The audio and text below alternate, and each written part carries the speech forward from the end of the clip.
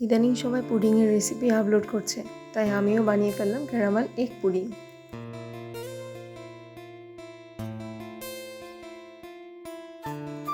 এই জন্য প্রথমে আমি জাল করে ঠান্ডা করে নেওয়া 1 কাপ দুধ নিলাম। তারপর রুম টেম্পারেচারে থাকা 5টা ডিম দিয়ে দেব।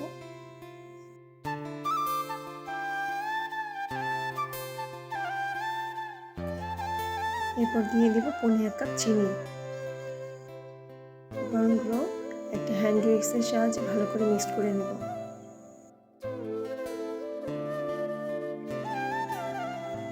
তারপর দিয়ে দেব 1 চা চামচ ভ্যানিলা এসেন্স।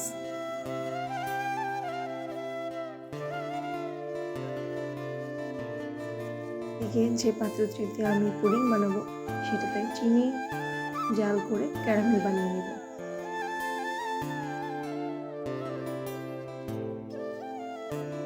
অন্যদিকে ডিম দুধের মিশ্রণটি একটি ছাঁকনির সাহায্যে ভালো করে ছেঁকে নেব। ছাঁকনির সাহায্যে এই জন্যই ছেঁকে নেব যাতে এর মধ্যে দুধের সর কিংবা অন্য কোনো ময়লা থাকলে তা যেন চলে যায়। এবার পুডিং যে বাটিটাতে বানাবো সেই বাটিতে পুরো মিশ্রণটি ঢেলে দেব। তারপরে একটি রাইস কুকারে প্রথমে টাওয়াল বসিয়ে নেব।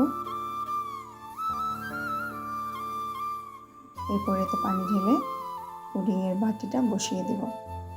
এই কারণে তাওয়ালটি দেওয়া যাতে যখন পানিটা বলক উঠলে বাটিটা নড়াচড়া না করে, কারণ বাটিটা নড়াচড়া করলে পুডিংটা ভালো হবে না, ভালোভাবে জমবে না।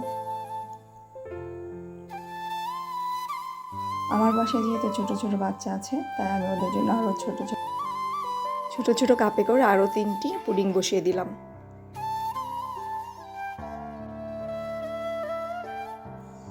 ঢাকনা দিয়ে আমি 20 মিনিটের জন্য রাইস কুকারে পুডিংটি হওয়ার জন্য সুইচ অন করে দেব।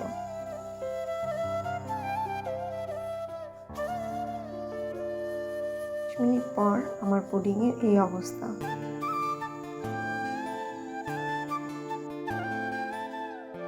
আমি এর মাঝে একটি টুথপিক দিয়ে টেস্ট করে দেখেছিলাম আমার পুডিংটি হয়ে গেছে, তাই আমি নামিয়ে নিলাম। এখন পুডিংটি ঠান্ডা না হওয়া পর্যন্ত রেখে দেব।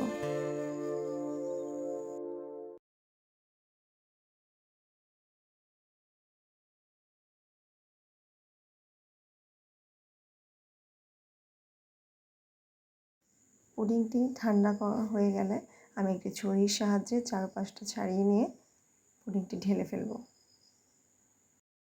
হয়ে গেল আমার মজাদার ক্যারামেল এগ পুডিং।